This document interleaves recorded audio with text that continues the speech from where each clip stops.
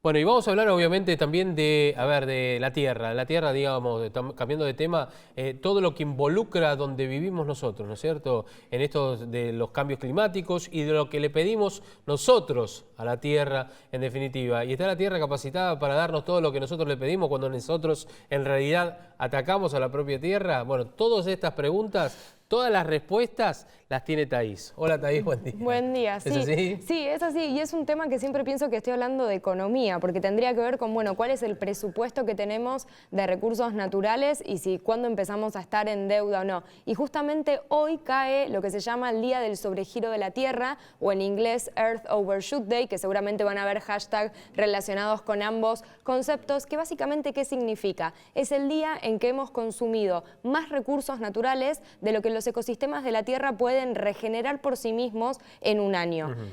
Con lo cual, ahora empezaríamos a entrar en deuda, empezaríamos a utilizar recursos que ya son, digamos, finitos, o sea, que no es que son ilimitados, y empezaremos a utilizar lo que estaba previsto quizás para el próximo año, ¿no? Por eso te digo esto de la relación con la economía y cuál es el presupuesto que está disponible y cómo empezamos a entrar en deuda. Lo que es interesante es que no es que todos los años es la misma fecha, no es que cada 29 de julio es el día del sobregiro, sino que depende justamente de un cálculo que tiene en cuenta, por un lado, la biocapacidad de la Tierra, es decir, esa capacidad justamente para regenerarse, ¿sí?, al año, y por otro lado, la huella ecológica de los diferentes países. Que hay que tener en cuenta que solo con la explotación de combustible, las emisiones por la explotación de combustibles fósiles, estamos hablando de un 60% de la huella ecológica de la humanidad, solo por todas aquellas actividades vinculadas justamente con explotación de combustibles fósiles.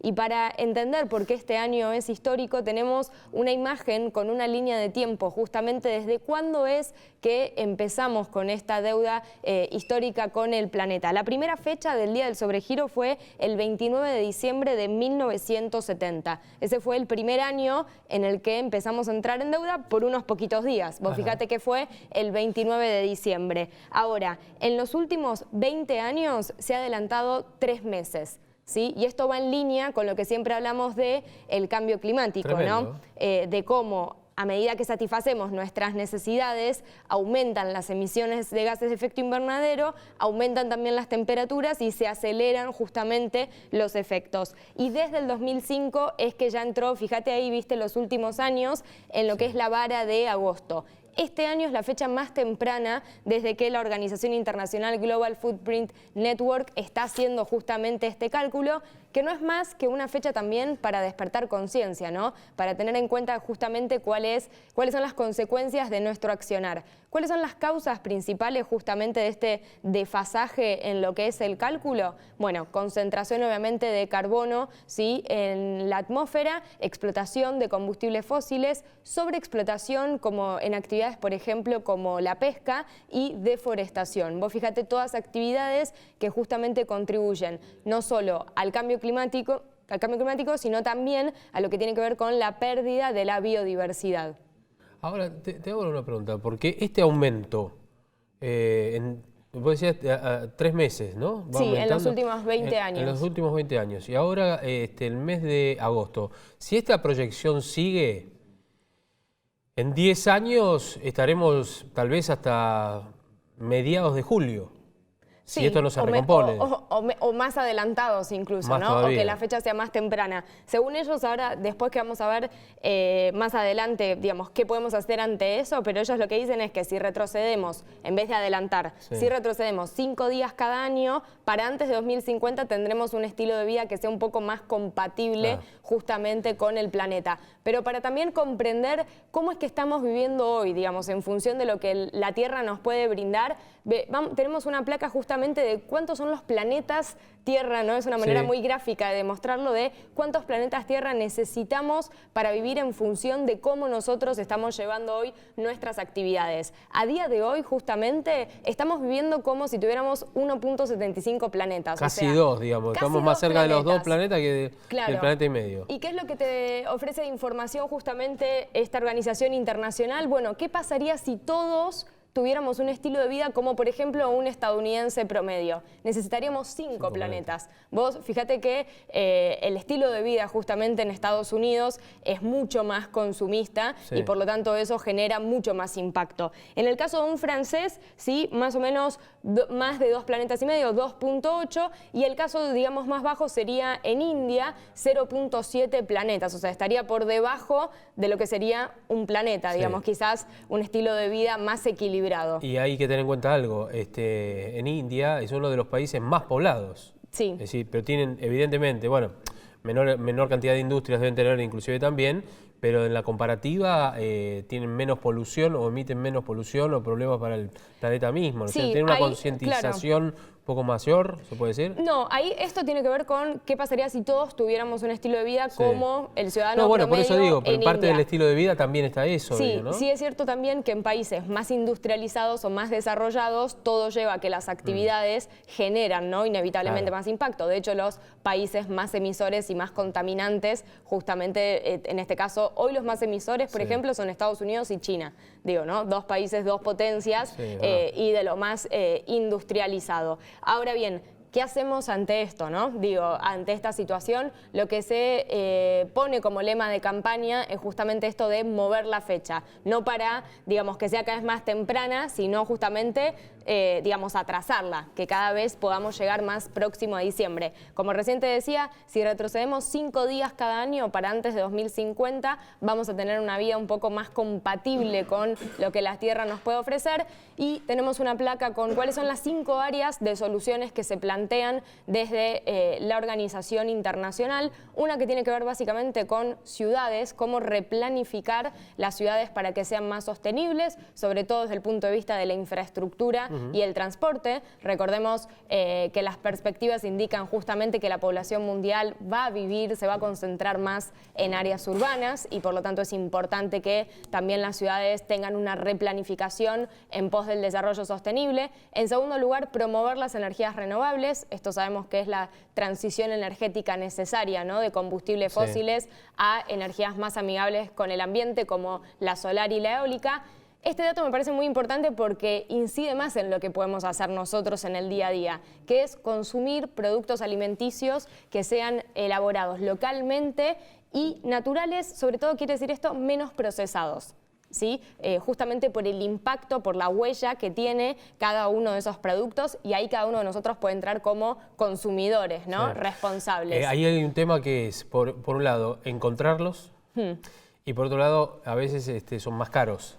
¿No es cierto? Justamente porque no tienen ese proceso y porque además lo que se hace es cotizar algo que es mucho más natural y mucho más sano, inclusive, ¿no? Y es interesante, pero uno puede ayudar también si tiene la posibilidad. Sí, es interesante lo que vos dijiste de encontrarlos, y no solo encontrarlos, sino que tengan la información, ¿no? Ya sea porque si es el producto, o sea, ¿qué tienen los productos alimenticios que consumimos? Ese es un dato también interesante, que no siempre tenemos toda la información sobre la mesa, y como vos bien decís, todavía algunos productos, por ejemplo, con certificación orgánica, quizás cuestan, no están a disposición en cualquier lugar, pero te diría que hay más producción, que digamos, hay cada vez más producción y se pueden ver cada vez más ofertas acá. Por otra parte, todo lo que tiene que ver con conservación y sobre todo reforestación, ¿sí? Y ahí nosotros podemos también entrar como consumidores, en el caso de la pesca, elegir productos de pesca más sostenibles, ¿sí? Y no quizás cortes que justamente o están en peligro de extinción. Y por otra parte, este es un dato que es un factor interesante que se pone en debate relacionado con el cambio climático y que tiene que ver con el crecimiento poblacional. Somos muchas personas en el planeta, digamos, la tendencia da a que crece, y justamente acá de lo que se habla es no solo de control, sino también de empoderamiento femenino, para tomar conciencia del impacto que representa también cada uno de los hijos, ¿no?, que tenemos. Y esta es una variable que cuesta mucho no hablar sobre el tema, pero que ya en distintos estudios científicos se ha puesto de relievo de, bueno, cuántos hijos se recomienda por familia en función de lo que nos puede dar el planeta como hogar, ¿no?, para abastecer a todos. Es verdad. Bueno, y todo esto repercute. El tema justamente demográfico es un tema... Yo creo que debo haber leído, no me acuerdo dónde fue que leí y de qué país, no sé si Japón o en otros países de Europa, en donde hay un subsidio para aquellos que no tengan más hijos, ¿puede ser? para que aquellos que tengan un control de la natalidad propio, Claro. digamos, familiar. Digamos, aquellos que no superen 2 hijos o que no superen el hijo tienen un subsidio o un, entre comillas, un beneficio económico que no tienen otros que sí, por supuesto, Sí, tienen. bueno, China tenía, ¿no? Ahí está. En su momento respecto Sí. de cuántos hijos se podía tener, pero me parece que ahí era más por un control de cantidad y no tanto pensando en el impacto de esa cantidad, ¿no? Según un estudio científico que salió hace 2 años que lo ponía esto como una de las principales variables frente a, digamos, en lo que es la acción frente a cambio climático, Sí. decía que el promedio ideal era 1 o 2 hijos, ¿no? Por pareja, Sí, es verdad. en virtud justamente de cómo después puede ser ese impacto. Y más allá de que obviamente sea la cantidad de hijos que sea, cómo también nosotros preparamos a esos hijos que después van a ser los que van a vivir en el planeta. O sea, ahí la concientización es muy importante. Así que hoy seguramente en redes sociales van a ver mucho. Recomiendo que hagan, el sitio es en inglés, pero está la opción para hacerlo en español, que es para conocer tu huella, ¿sí?, ecológica, y está bueno. Es footprintcalculator.org, ahí van a tener la opción de elegir en español y en función de preguntas de cómo te movilizás en la semana, si vivís en una casa o en un edificio, cuántas veces al año viajas en avión, te va a decir cuántos planetas se necesitan en función de tu estilo de vida si todos lleváramos tu estilo de vida. ¿Cómo es? ¿El arroba es o el hashtag? No, es un sitio web, Ah, sitio. es footprint, como huella, Sí. digamos en inglés, calculator, como calculadora, .org. Ajá. Después lo podemos compartir en las redes sociales del canal. Y para los que piensan que mi huella es muy buena, les debo decir que con mis viajes por el mundo no es tan buena, porque justamente las emisiones de los vuelos son bastante negativas. Sí, me hacen así detrás de cámara. ¿Pero qué haces? Y voy a Tenés que ir nadando. No, a veces lo he hecho con organizaciones que me han apoyado de compensar mi huella de carbono. Ah. O sea, justamente se calcula cuántas emisiones genera mi vuelo y se compensa, por ejemplo, plantando árboles. Ah. Es algo que a veces mira.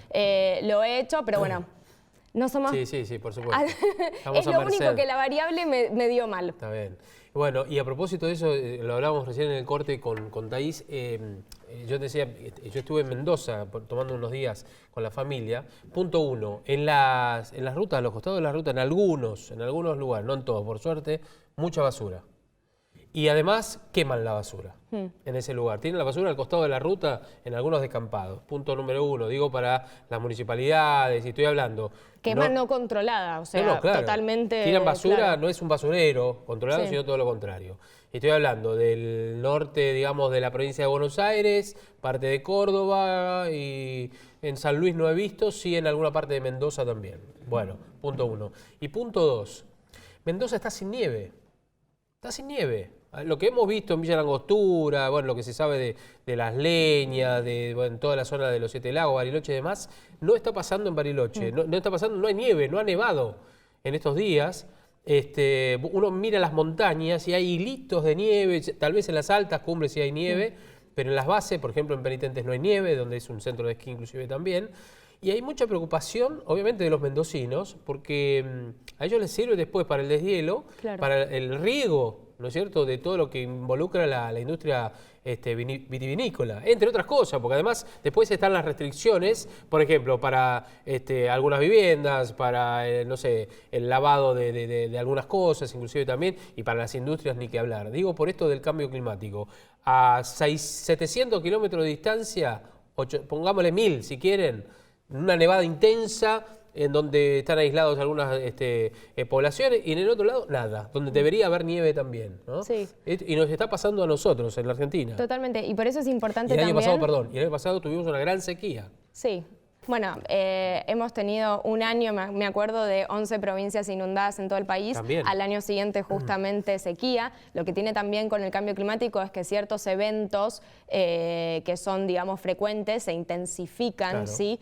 Justamente también en la intensidad de los efectos que tienen. Pero lo que vos mencionás es interesante respecto de cómo hay que incluir el conocimiento científico en las políticas que se toman, tanto de mitigación como de adaptación. Exacto. Y recordar que más allá que tengamos algunos días acá con temperaturas más bajas, que uno diga, bueno, está el invierno, en líneas generales se está hablando de que este julio puede convertirse no solo en el julio más cálido de la historia, sino en el mes más cálido de la historia. Y ahí hay que tener en cuenta que no es solo la ola de calor en Europa, es también cómo se siente, como cuestiones como vos mencionás, en los lugares en donde debiera ser invierno, ¿no? Y donde las características debieran ser otras.